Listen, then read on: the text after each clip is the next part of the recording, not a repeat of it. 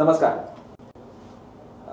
मित्र, गजाली या कार्यक्रमामध्ये आज आपल्याकडे एक अतिशय वेगळ्या पद्धतीचे पाहुणे आलेले आहेत. वेगळ्या पद्धतीचे मी आज याच्यासाठी म्हटलं की त्यांचा व्यवसाय एक आहे, परंतु ते जीवन जे जगले हे मात्र वेगळ्या पद्धतीचं आहे. आंतरराष्ट्रीय कीर्तीचे पॅन्क्रियाटिक सर्जन डॉक्टर श्रीखंडे हे नाव आपल्यापैकी अनेकांनी ऐकलं असेल. डॉक्टर श्रीखंडेंनी आपल्या मागच्या पिढीच्या आपल्याच नातेवाईकांवरती, मित्रांवरती अतिशय यशस्वी शस्त्रक्रिया करून त्यांना जीवदान दिलेलं अशी उदाहरणं आपल्याला खूप ठाऊक आहेत. काही कामामुळे डॉक्टर श्रीखंडे गोव्यामध्ये आलेले आहेत आणि तीच संधी घेऊन त्यांच्याशी आज गजाली कराव्या असं आम्ही ठरवलेलं आहे. डॉक्टर, गोव्यामध्ये आणि प्रुडंट मीडियाच्या या कार्यक्रमामध्ये आपलं स्वागत. नमस्कार. नमस्कार. नमस्कार. डॉक्टर, मला सांगा, तुम्ही डॉक्टरच व्हावं असं मुळात का ठरवलं आणि कधी ठरवलं? मी कशासाठी विचारतो ते सांगतो की ज्याला मी पॅसिव्ह डॉक्टर आणि ऍक्टिव्ह डॉक्टर असं म्हणतो की 10वीला चांगले मार्क पडले म्हणून सायन्सला जातात, सायन्सला चांगले मार्क 12वीला पडले म्हणून डॉक्टरकीला जातात, त्यांना मी पॅसिव्ह डॉक्टर म्हणतो. पण मला डॉक्टर व्हायचं आहे हे ठरवूनच जे 10वीला अभ्यास करून चांगले मार्क घेतात आणि इंटर सायन्सला तुमच्या वेळच्या घेतात ते ऍक्टिव्ह डॉक्टर असं मी म्हणतो. तुम्ही पॅसिव्ह का ऍक्टिव्ह? मी ऍक्टिव्ह आहे. असा काय बघतो आमचा, आता माझं वय 81 आहे. मी मॅट्रिक पास झालो 1946 साली. त्यानंतर त्यावेळेला फक्त 4 पर्याय असायचे: वकील, इंजिनियर, डॉक्टर किंवा कॉमर्स. त्यावेळेला काही जास्त कल्पना नव्हतं. त्यावेळेला काही मी 28 साली झालो इंटर सायन्स. पण आधी विचार केला ते आपल्या व्हायचं डॉक्टर.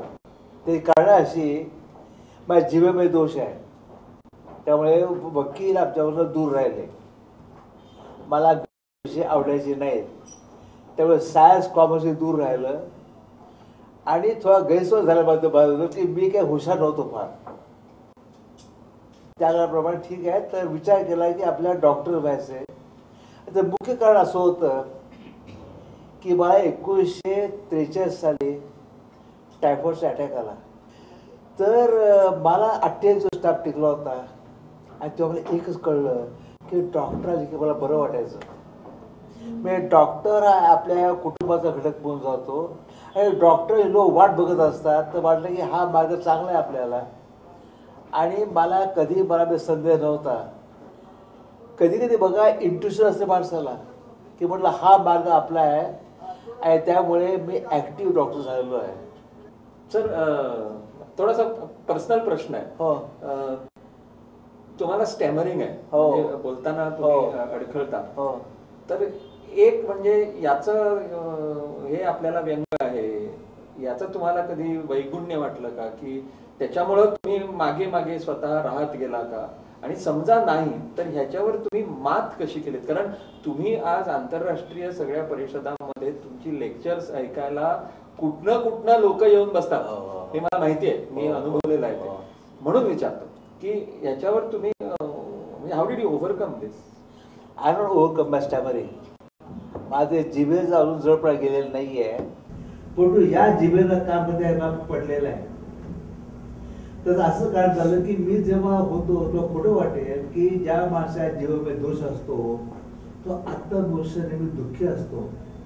त्याने बोलता येत नाही, त्याला विरोध सांगता येत नाही, त्याला पैसे उत्तर देता येत नाहीत, बसमध्ये तिकीट काढता येत नाही, प्लॅटफॉर्म तिकीट काढता येत नाही आणि हसतात लोक. आपल्याला तुम्ही बघितलं असेल की सिनेमा नाटकामध्ये एक तोतराग्रस्त हवाच आणि आपल्याकडली कल्पना काय आहे, अरे काय गंमत आहे, म्हणजे लोकांच्या दोषावर आपण हसायचं ही वृत्ती आपल्याकडे आहे. त्यामुळे यात मी गेलेलो आहे. पण एक कळलं मला, इंग्लंडमध्ये असताना 4 वर्ष असताना त्या इंग्लंडमधल्या 4 वर्षाच्या याच्यामध्ये एक जो इसम हसला नाही. म्हणजे लोकांच्या बघून कसं हसायचं नाही हे शिकलो कुठे? इंग्लंडमध्ये. तर एक बघितलं असं की मला त्यामुळे परीक्षेमध्ये मार्क पडायचे नाही, ज्या मला थेरीमध्ये मला उत्तम पडायचे, परंतु जीबीएमध्ये दोष असल्यामुळे मला प्रॅक्टिसमध्ये मार्क पडले नाही. हे अजून दुःख वाटतं मला. परंतु एक होतं काम की हात छान करतोय आपला. शेवटी असा विचार केला की उत्तम जीभ आणि जड हात, का जड हात आणि उत्तम जड जीवन उत्तम हात. I know choice. It was I know choice at all. आणि मला एक माहिती होतं की हात उत्तम करणारे लोक आहेत. आणि पुढे पुढे असा विचार केला की आयुष्य हा पत्त्याचा डाव आहे. आपल्या हातात जे पत्ते येतात ते आपण चूज करत नाहीये. माझी उंची, माझा रंग, माझी जीभ, मला पडले टक्कर या माझ्या हातच्या गोष्टी नाही आहेत. तर आपल्या हातामध्ये ज्या गोष्टी आहेत त्याची वाढ करायची आपण, आणि ज्या गोष्टी कमी आहेत त्या ॲक्सेप्ट देम आणि त्याविषयी try to improve on them. परंतु मी बोलायला घाबरत होतो. मी FRCSD पास झालो, की you are a very brilliant student, परंतु तिथे देखील बोलताना भीती वाटायची. मी भारतामध्ये परतलो 1961 साली. आणि तेव्हा मला काम नव्हतं काही. तेव्हा मुंबईमधल्या विख्यात संस्थेचं काम बघितलं. शिरोळकर होते, बालिगा, गिंडे, शंकर मेहता, फडके. मी यांची कामं बघितली. हे सगळ्याचे हात छान होते, पण मला वाटलं की माझे हात छान आहे. पण मग काय फरक पडला की काही लोक उत्तम बोलायचे. प्रसंग सांगतो, ही 1963 मधली गोष्ट असावी.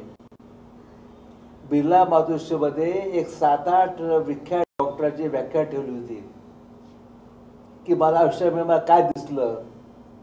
आणि मी तिथे गेलो होतो आणि तिथले चेअरमन होते डॉक्टर बालिगा. आणि प्रत्येक जण बोलले 20 मिनटं मी काय केलं, मी कसा काय हे करतो करून. शेवटी बालिगा उठले आणि बालिगा तेव्हा अजय वैद्य वाटेल फक्त 8 मिनटं बोलले.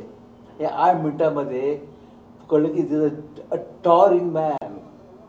बालिगाचं प्रत्येक वाक्य म्हणजे ओरेशन. आणि त्यावेळेला भारतामध्ये सर्वात उत्तम डॉक्टर कोण होते? बालिगा साहेब. मी हातामध्ये स्किल असलेले लोक खूप होते, परंतु चांगलं बोलणं आल्याशिवाय तुम्हाला वर जाता येत म्हणजे व्यवसायाचं नाव करता येत नाही. ही गोष्ट कळली मला त्या दिवशी. आणि कुठे ती त्या बिर्ला तुम्ही डोक्यात किडा शिरला की आपल्याला बोलता आलं पाहिजे.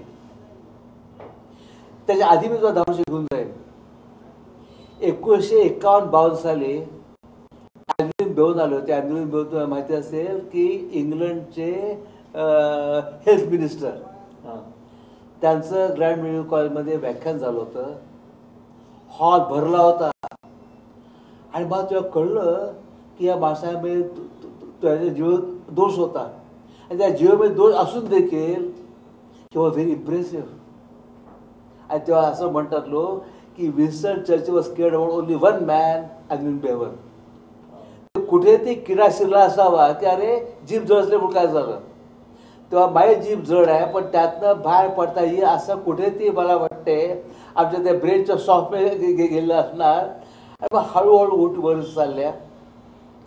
आणि एकदा डोक्यात विचार आला की काहीतरी केलं पाहिजे आपल्याला.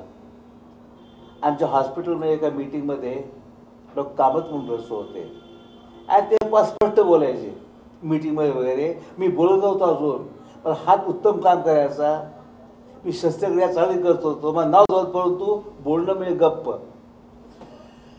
तर त्या दिवशी मला आठवते एकदा शनिवारी आमची मीटिंग होती आणि कामत त्या मीटिंगमध्ये उत्तम बोलला फार. Kamath was to give me lift on that day back home. अरे म्हटलं काय रे कामत, तू छान बोलतोस. Was there even you can talk. नाही रे म्हटलं, हे माझ्या आयुष्यात मोठं दुःख आहे माझं की आय कॅन टॉक असं. तेव्हा आमची गाडी होती चेन रोड जवळ. मग शेवटी असं करूया आपण, I take to class just now. आणि आम्ही त्या चर्नी रोडला गाडी वळवली. त्या पोर्तुगीज चर्चवरनं आम्ही गेलो आणि ग्रँड रोडवर प्रोफेसर कावेश्वर म्हणून रसो होते. ते भारत कॉमर्स काही नाव होतं. आम्ही त्या अंधाऱ्या जिन्यावरनं वर गेलो. बेल दाबली. कावजी आले, बुशर्ट पॅन्ट साधा ग्रस्त अगदी. तर कामात तर म्हणाले की professor Kavji, I what a young colleague of mine, a brilliant surgeon, we wants to know with they can talk. तर मी कामात कावजी बसलो होतो. आमच्या अर्धा तास गप्पा झाल्या. कावजी म्हणाले की डॉ Shrikhand, you are very well read man, you be able to talk. तर मला असं वाटलं पेट म्हटलं की don't worry, I will make you walk. ते तब्येत खूप खराब झाली असते. Don't worry, I will make you walk. तर म्हटलं तरी I am go to come. कारण कुठेच इच्छा मला होती की I must learn how to talk. आणि मग काय करायचं, will you come in the group or alone. म्हटलं I can't come in a group, I would able to open my mouth also, I will come on my own. आणि अक्षरशः मला खरं वाटत नाही. मी त्याकडे फक्त 5दा गेलो. मी कावजीचा कोर्स कंप्लीट केला नाही. तेव्हा मला कल्पना आली की आपल्याकडे माहिती खूप आहे आणि कसं बोलायचं याबद्दल एक हे असतं टेक्निक की डोंट वरी. म्हणजे बायामध्ये दोषा म्हणून कायला मी बोलणार आहे. आणि तो खोटं वाटेल. विदिन 3 months मी ब्लॅस्की लॉर्डमध्ये माझं लेक्चर झालं. मला अक्षरशः घाम आला होता. पाऊण तास बोललो. डॉक्टर म्हणले छान बोलला. आणि मला वाटते that was a turning point, turning day in my life. आणि after that I have never look back. अजून I still stammer, but so what. लोक आपलं बोलणं ऐकत असतात. I won't talk with them. आणि that's what it has come. पण एक मात्र वाटतं की हा दोष मोठा दोष असतो आणि बहुतेक लोक पार पडू शकत नाही. कारण बघा, विचार करा की टक्कल पडलं तुम्हाला वरती केस लावता येतात. डोळा असेल तर चष्मा लावता येतो आपल्याला. परंतु जिभेवरला दोष काढता येत नाही. कारण का बोलत्या शिवाय आपण विकार बोल सोसायटी. पण शेवटीच्या करतो की व्हॉट कॅन वी डू. आणि हा दोष का होतो अजून डॉक्टरना कळलेला नाही आहे. वैद्यकीय शास्त्रात पत्ता नाही अजून की असं का होत असतं. आणि बहुतेक लोकांचा दोष जात नाही. फक्त काय होतं, काही लोक दोष असून देखील व्याख्या देत असतात. ते मी एक आहे. आणि आत्ता आश्चर्य वाटते मला की तुम्ही म्हणण्याप्रमाणे आता म्हणजे 500-600 व्याख्या झाली आहेत. लोक ऐकायला येत असतात. तेव्हा याचा अर्थ असा आहे तुम्ही काय कसं बोलायला, म्हणजे काय बोलायला महत्त्वाचं असावं. तुमची आता एक म्हणजे 1951 मध्ये तुम्ही प्रॅक्टिसला. नाही, मी 53 मध्ये पास झालो. 53 मध्ये पास झालो. तरी जवळजवळ एक 50-55 वर्ष तुम्ही प्रॅक्टिस केली. हो, मी पहिलं आपल्या 1954 मार्च मध्ये. म्हणजे मग आता 55-56-57 वर्ष झाली एक्झॅक्ट. 57 वर्षामध्ये तुम्ही जवळजवळ पेशंट्सच्या जशा 2-3 पिढ्या बघितल्या. हो, तशा 3 पिढ्या बघितल्या. तशा तुम्ही वैद्यकीय व्यावसायिकांच्याही 3 पिढ्या बघितल्या. म्हणजे मेडिकल प्रोफेशनल्सच्या 3 पिढ्या बघितल्या. 4 पिढ्या 4 पिढ्या बघितल्या. हो. त्यामुळं एकीकडे रुग्णांच्या 4 पिढ्या आणि एकीकडे वैद्यकीय व्यावसायिकांच्या 4 पिढ्या.